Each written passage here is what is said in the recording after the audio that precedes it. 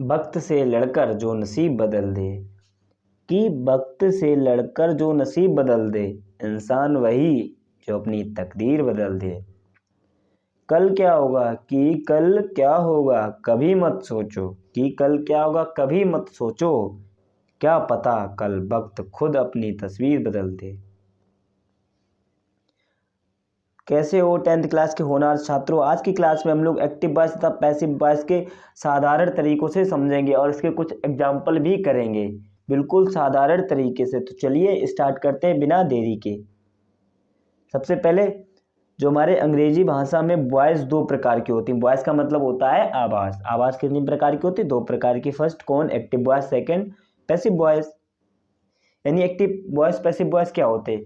किसी की आवाज़ को परिवर्तन करना ही क्या कहलाता है? Passive voice. किसी की आवाज़ में परिवर्तन करना ही पैसिव वॉइस कहलाता है। जैसे मैंने एक पत्र लिखा, क्या तुमने एक पत्र लिखा, या मैंने एक पत्र लिखा। अब मैं इसे बदलूंगा, पत्र मेरे द्वारा लिखा गया है, तो ये हमारा क्या हो गया? Voice change. तो इसे ही पैसिव बोलते हैं। चलिए मैंने एग्जाम्पल आपको दे दिया है। Mohan writes a letter, Mohan एक पत्र लिखता है, तो ये हमारा किस में हो गया? एक्टिव वॉइस में। अब इसे पैसिव में बनाएंगे, क्या? A letter is written by me, यानी जो पत्र है वो मेरे द्वारा लिखा जा रहा है, तो ये मेरा किस में हो गया? पैसिव में। तो कंफ्यूज नहीं होना है, बस समझते ही जाना है। पीडीएफ चाहिए तो डिस्क्रिप्शन में लिंक है, जाके वहां से पीडीएफ डाउनलोड कर सकते हो। एक्टिव वॉइस में 12 टेंस होते हैं। टेंस कितने होते हैं एक्टिव वॉइस में? 12। और पैसिव केवल कितने के बनते हैं? 8 के। चलिए किसके किसके बनते हैं देखते हैं।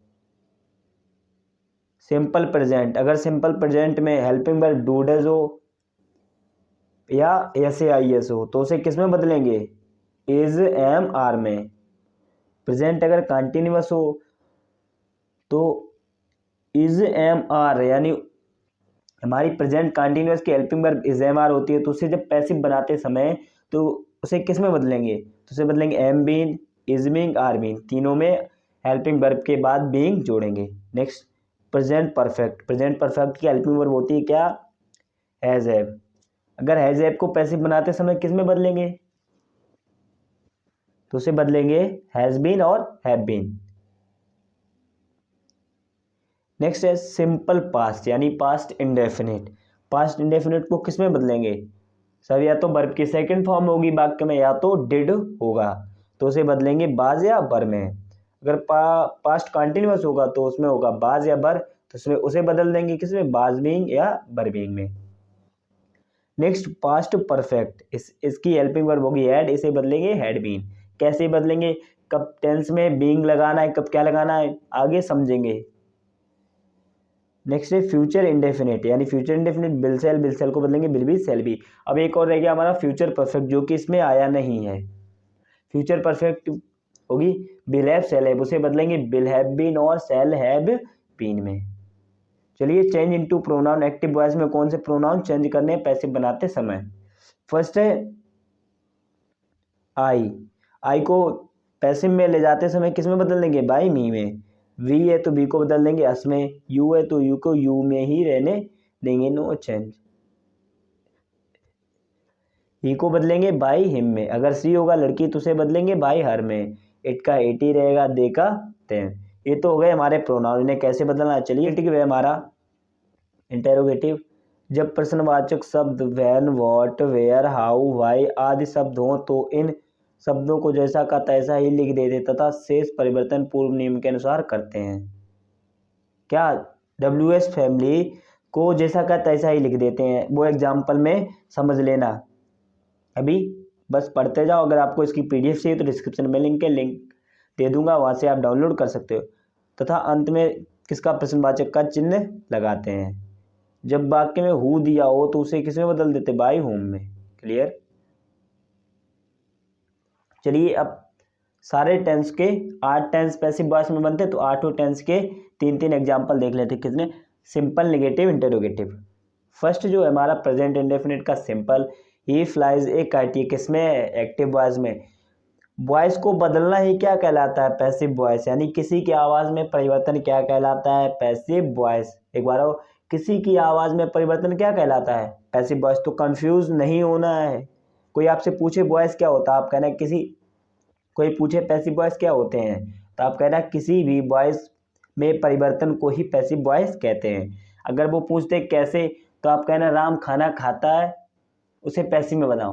तो जो खाना है वो राम के द्वारा खाया गया है, तो ये हमारा किसमें हो गया, पैसिव वॉइस। तो आवाज़ चेंज हो गई, वो पहले राम खाना खाता है, दूसरी बार में खाना राम के द्वारा खाया जा रहा है, तो आवाज़ में परिवर्तन हो गया, इसे ही पैसिव वॉइस बोलते हैं। फर्स्ट है हमारा ही फ्लाइज ए काइट, वह एक पतंग उड़ाती है। जो जो हमारे पैसिव बनाते समय आप हमें दो चीज़ों का बहुत ध्यान रखना होता है, क्या, ऑब्जेक्ट और सब्जेक्ट को।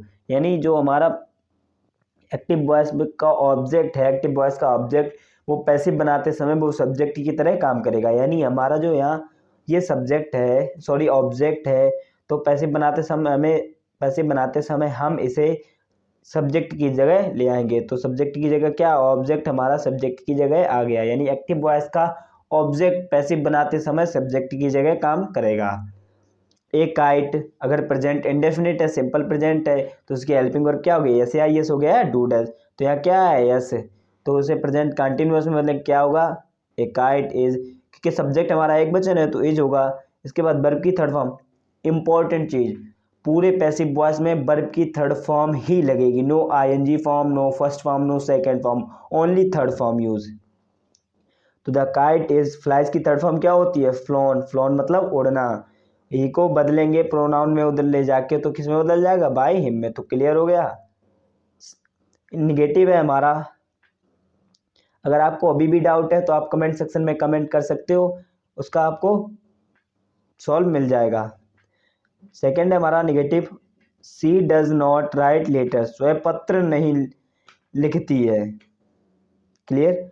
तो जो हमारा एक्टिव वॉइस का ऑब्जेक्ट है, वेरी इंपॉर्टेंट पॉइंट, जो हमारा एक्टिव वॉइस का ऑब्जेक्ट है वो पैसिव बनाते समय पैसिव के सब्जेक्ट की जगह काम करेगा। यानी ऑब्जेक्ट क्या है हमारा, लेटर्स, तो ये हमारा सब्जेक्ट की जगह काम करेगा पैसिव वॉइस बनाते समय, बिल्कुल करेगा। क्या करेगा, तो लेटर्स बहुवचन है तो आर, नॉट निगेटिव है तो नॉट, वर्ब की राइट की थर्ड फॉर्म क्या होती है, रिटेन। सी को अगर प्रोनाउन में बदलेंगे क्या हो जाएगा, बाई हर। क्लियर। थर्ड है इंटेरोगेटिव हमारा, do you read the newspaper, क्या तुम न्यूज़पेपर पढ़ते हो, किसमें, एक्टिव वॉइस में।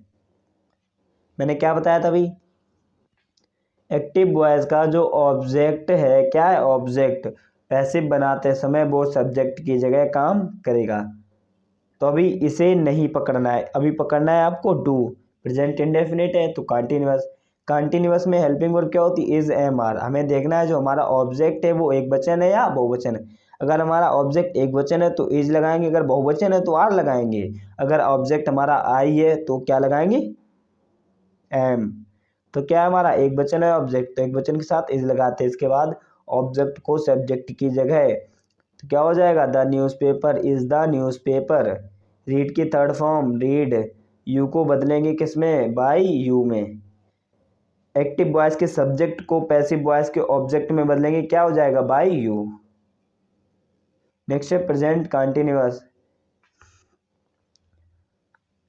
ही इज राइटिंग अ लेटर, वह एक पत्र लिख रही है, किसमें, एक्टिव वॉइस में, वह एक पत्र लिख रही है। एक्टिव वॉइस का ऑब्जेक्ट हमेशा पैसिव वॉइस के सब्जेक्ट की जगह काम करता है।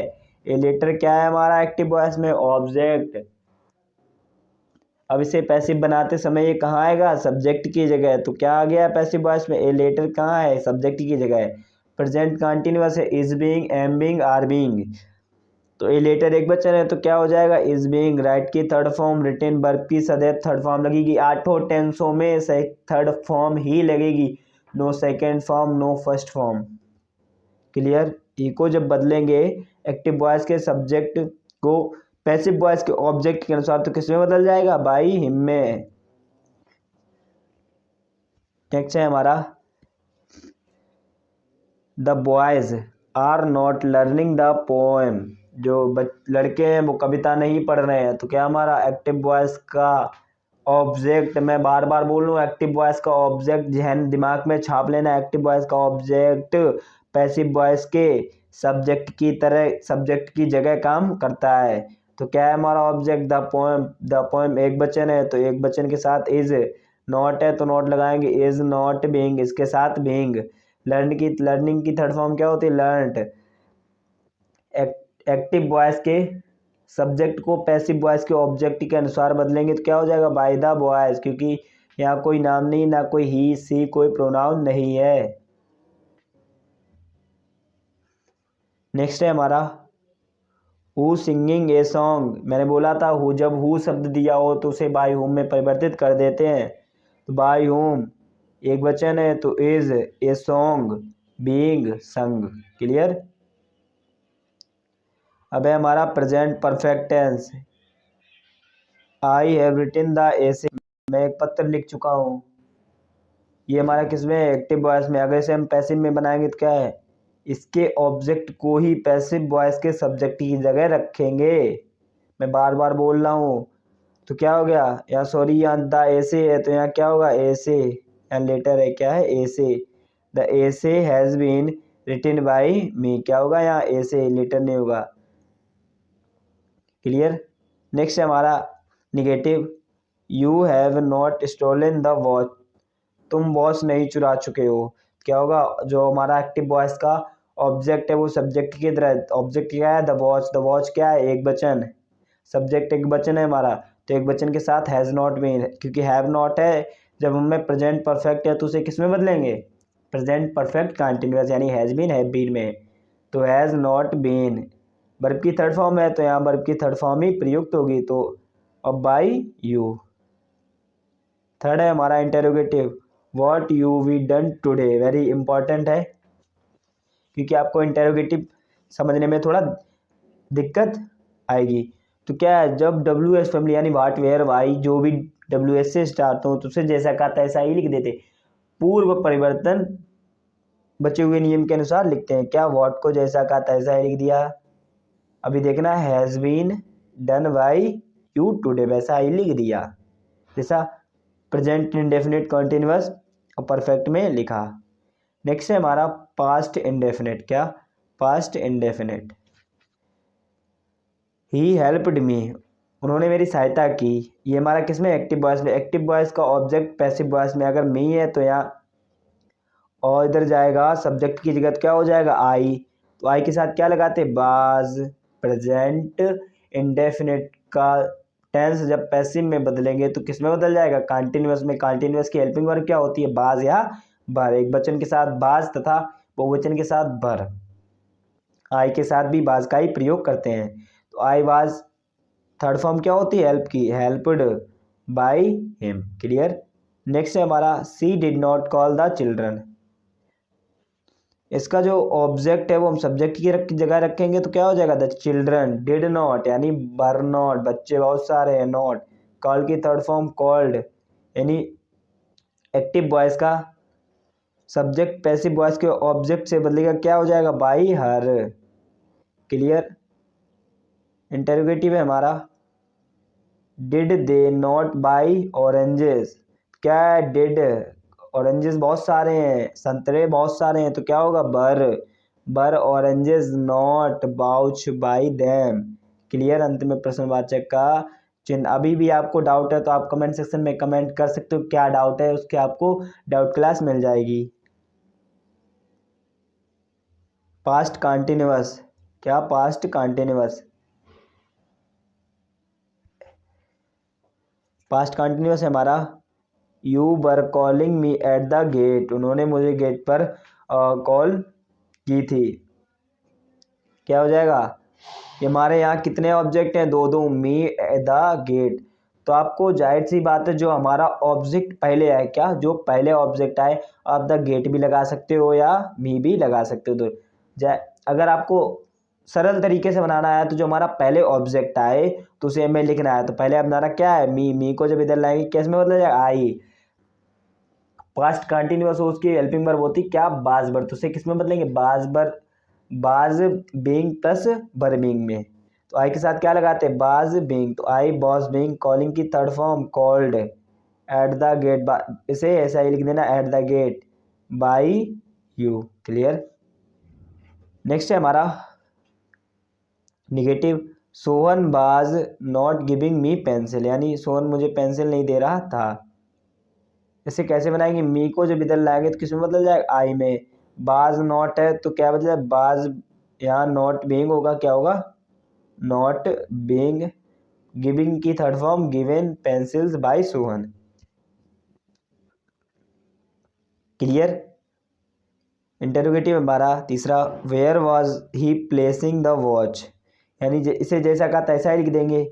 वॉज है, इसे देखेंगे एक वचन है तो वॉज लगा देंगे, the watch being placed by him. Clear. अब हमारा past perfect tense, we had beaten the thief. The thief क्या है हमारा, ऑब्जेक्ट, किसमें, एक्टिव वॉइस के टेंस में। तो इसे पैसिव वॉइस के टेंस में बदलेंगे तो किस तरह काम करेगा, सब्जेक्ट की तरह, भूलना नहीं है। क्या हो गया, द थीफ, हैड के साथ had been beaten by us. Clear. Negative हमारा, my mother had not taught me Hindi. तो क्या होगा, मी, इसे किधर लाएंगे, I had not been taught Hindi by mother. Clear. Interrogative है हमारा, had he finished the work. क्या हो, इसे जैसा का तैसा ही लिख देंगे, हैड इधर से उठाएंगे क्या, ऑब्जेक्ट को, सब्जेक्ट, द वर्क एक बच्चन है तो क्या होगा, यहाँ हैज़ बीन लिखा नहीं, has been finished by him. Clear. क्या है हमारा, future indefinite, future indefinite tense. इसमें क्या है, सेल बिल, यानी इसे जब पैसिव वॉइस में बदलेंगे तो क्या हो जाएगा, बिल वी और shall we shall learn the poem. क्या है हमारा, ऑब्जेक्ट, किधर लाएंगे पैसिव वॉइस में, सब्जेक्ट की जगह, सब्जेक्ट एक बचन है तो बिल वी, आई वी के साथ सदैव सेल का प्रयोग। लर्न की third form learned, by we को बदलेंगे ऑब्जेक्ट के अनुसार, क्या, अस। क्या है, the hunter will not drink water. क्या, इसे जब निगेटिव में बदलेंगे, क्या, द वाटर एक बचन है तो water will not be drunk by the Hunter. Next है हमारा, व्हेन विल यू पे द मनी। क्या, इसे जैसा का तैसा ही लिख देंगे, इधर से देखेंगे, क्या, the money, when will the money be paid by you. Clear. Last है हमारा फ्यूचर परफेक्ट आठवां, I shall have completed the work, यानी क्या है हमारा, object the work will have been, यानी शैल हैव है तो शैल हैव के फ्यूचर, जो फ्यूचर परफेक्ट टेंस है उसे जब पैसिव वॉइस में बदलते हैं तो वो फ्यूचर परफेक्ट कंटिन्यूअस में बदल जाता है, तो has been completed by me. Clear. Next है हमारा negative, you will not have sold the house. इसका क्या होगा, object, the house will not have sold by you. Clear. Will the farmers have ploughed the field. क्या होगा, will the fields, क्या, the field have been ploughed by the farmer. Clear. आज की class में बस इतना ही, मिलते हैं इसके नेक्स्ट वीडियो में इम्परेटिव के साथ, तब तक के लिए थैंक यू।